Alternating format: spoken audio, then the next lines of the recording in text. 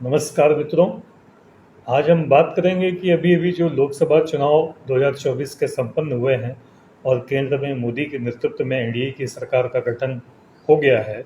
लेकिन एनडीए की सीटें, जैसा कि आपको मालूम है कि एनडीए के नेताओं की अपेक्षा बहुत ही कम आई हैं और वहीं इंडिया की अपेक्षा के मुताबिक काफ़ी अच्छी सीटें आई हैं। तो हम इस पर ये चर्चा करना चाह रहे थे कि आखिर ये कैसे हुआ, जहाँ पर मोदी को और भाजपा को विश्वास था कि जनता हिंदुत्व की गाड़ी पर बैठ करके इनको झोली भर भर करके, खांची भर भर करके, झुआ भर भर करके वोट करेगी। और उनके मतदान पर इनको इतना भरोसा था कि राम के नाम पर हम फिर से एक बड़ी संख्या में सीटें ला करके केंद्र में पुनः सरकार बनाएंगे। लेकिन परिणाम आने के बाद ये पता चल गया मोदी सरकार को भी, मोदी के लोगों को भी, कि हिंदुत्व की पिच पर बहुत अच्छे रन नहीं बटोरे जा सकते हैं। और इसको एक प्रकार से मोहन भागवत जी ने, इंद्रेश कुमार जी जो कि आरएसएस के दोनों लोग बहुत ही प्रमुख हैं, हालांकि मोहन भागवत जी तो मुख्य हैं, उन्होंने यहाँ तक कह दिया कि अहंकार ले डूबा। और यह नाम तो नहीं लिया उन्होंने, लेकिन ठीक प्रकार से उनका जो इशारा था वो मोदी की ही तरफ था। मुझे अटल बिहारी वाजपेयी जी की भी वो बात याद आई, जब मोदी जी गुजरात के मुख्यमंत्री थे तब उनको कहा अटल जी ने कि किस बात पर कहा, ये भी मैं बता देना चाहता हूँ। गोधरा कांड जब हुआ था तब यह मुख्यमंत्री थे वहाँ पर, और अटल जी ने कहा कि मोदी जी को राजधर्म का पालन करना चाहिए, राजधर्म के हिसाब से सरकारें चलानी चाहिए और इस तरीके से नहीं। आज मोहन भागवत जी ने भी यही कहा कि आपने जो दंभ भरा था उसी का ये परिणाम है। आपको अहंकार नहीं होना चाहिए, जनता की भावनाओं को, जनता की ज़रूरतों को समझना चाहिए। इसीलिए यह परिणाम आज आया है। इस बात को अब संघ भी बखूबी समझ रहा है। और हालांकि चुनाव के दरमियान भारतीय जनता पार्टी के राष्ट्रीय अध्यक्ष जेपी नड्डा भी ये कह दिए कि मुझे आरएसएस की कोई आवश्यकता नहीं है, संघ की कोई ज़रूरत नहीं है। और उसी का खामियाजा भाजपा को भुगतना पड़ा। और जो आपने देखा कि इनको इतना गुमान था कि हमने ऐसा काम किया है, हमने ऐसे लोगों को टिकट दिया है कि भारी भरकम सीटें जीत के आएंगे। इसलिए इनका नारा तो 400 पार का था, लेकिन उसके पीछे मेरी नज़र में क्वेश्चन मार्क लगा हुआ था, वो ये कि आखिर आपको 400 पार क्यों चाहिए। आपने 400 पार का नारा दिया, लेकिन 400 पार क्यों चाहिए ये जनता को आपने नहीं बताया। विपक्ष ने आपकी इस बात को पकड़ लिया कि आप शायद 400 इसलिए सीटें चाहते हैं कि संविधान बदलना चाहते हैं, और विपक्ष ने इसी को अपना हथियार बना लिया। और पीडीए के कंधे पर बैठकर आरक्षण आपका ख़त्म हो जाएगा, इस बात को फैलाने में खूब कामयाब रहे। उसी का खामियाजा भारतीय जनता पार्टी और एनडीए के जो सदस्य हैं उनको भुगतना पड़ा। आप समझ सकते हैं कि इस तरीके से जब एक बयार चलती है तो वह किस तरीके से करवट लेती है, कौन सा झोंका तैयार करती है, यह परिणाम आने के बाद में आप लोग सब जानते हैं। जबकि यह कहा जा रहा था कि पीडीए नहीं चलेगा, ये एनडीए का मानना था, और पीडीए खूब चला और आरक्षण भी खूब चला। और आपने ये देखा कि मोदी के प्रति आपने ये अच्छी तरीके से गौर किया होगा, रिजल्ट आने के बाद आपने भी महसूस किया होगा। और हम परिणाम आने से पहले एक वीडियो बनाए थे, उसमें हमने ये कहा था कि एनडीए को पूर्ण बहुमत नहीं मिलेगा और इस तरीके से इनकी सीटें उत्तर प्रदेश में खास करके कम होंगी। तो मोदी के प्रति आपने देखा कि बहुत गुस्सा था, खूब गुस्सा था। इसी गुस्सा का ही परिणाम है कि इतनी कम सीटें उत्तर प्रदेश से आई, जबकि उनको उत्तर प्रदेश से बहुत उम्मीद थी कि यहाँ से काफ़ी सीटें आ जाएंगी।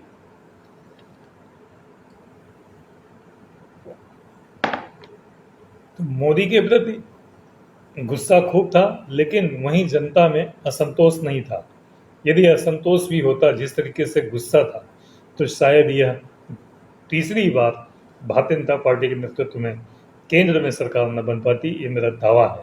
लेकिन जनता ने गुस्सा तो दिखाया, लेकिन असंतोष नहीं दिखाया।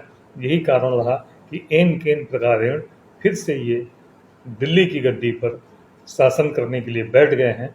अब इनको जनता की भावनाओं को समझना पड़ेगा, जनता की ज़रूरतों को समझना पड़ेगा। जिस अयोध्या के दंभ भरते थे कि हम यहाँ पर चुनाव जीत लेंगे। हालांकि संवैधानिक रूप से फैजाबाद लोकसभा सीट का नाम है, अयोध्या लोकसभा सीट का नाम नहीं है, लेकिन अयोध्या अयोध्या करके उसको राम का पर्यायवाची बना करके और राम के नाम का प्रयोग करके यह पूरे देश में संदेश देना चाहते थे। इसलिए आनंद फानन में मंदिर की प्राण प्रतिष्ठा भी इन्होंने किया ताकि हमको राम के नाम पर खूब सीटें मिले और हम सत्ता में पुनः काबिज हों।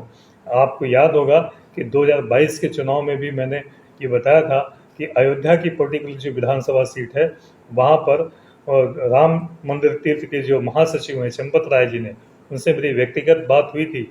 उन्होंने खुद इस बात को स्वीकारा था कि यहाँ का जो सिटिंग विधायक है जिसको पुनः पार्टी ने टिकट दिया है, जीत तो जाएगा लेकिन बड़ी मुश्किल से जीतेगा, हो सकता है कहीं न कहीं चुनाव हार न जाए। तो आपने देखा कि उसी समय इनकी गणित बिगड़ गई थी, लेकिन भारतीय जनता पार्टी इस चीज़ को भांपने में पीछे हो गई और उसका खामियाजा उनको फैजाबाद की लोकसभा सीट गंवा करके जाना पड़ा।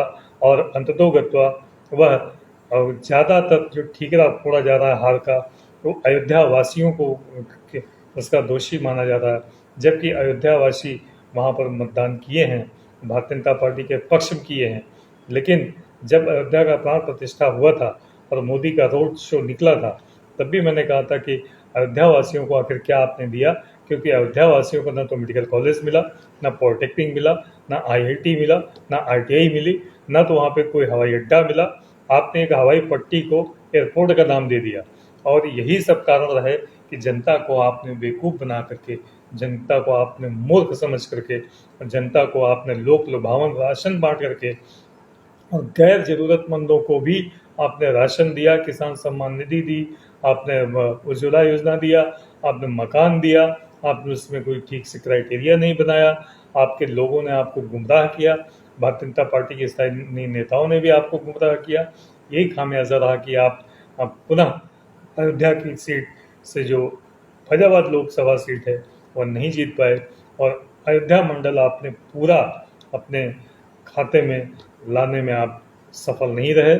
और यही कारण रहा कि उत्तर प्रदेश में आपको मात्र एक एक शर्मिंदगी से बचने के अलावा और कुछ भी आपके पास नहीं रहा। इवन आपके जो प्रदेश अध्यक्ष हैं भूपेंद्र चौधरी, वो अपनी ही विधानसभा में, जहाँ पे मुरादाबाद उनकी लोकसभा है और मुरादाबाद लोकसभा में जो रुचि बीरा की जो विधानसभा है, उसी विधानसभा से प्रदेश अध्यक्ष भी आते हैं, वहाँ को उनको नाम मात्र कुछ ही वोट मिले हैं, जबकि उससे कहीं ज़्यादा विजयी रुचि बीरा को मिला है। ऐसी तमाम कमियां हैं कि जिसकी वजह से आप देखेंगे कि भारतीय जनता पार्टी हारी है और बुरी हार हारी है और शायद मध्य प्रदेश और गुजरात ने इनको सीटें न दी होती तो ये सरकार बनाने के लायक नहीं थे।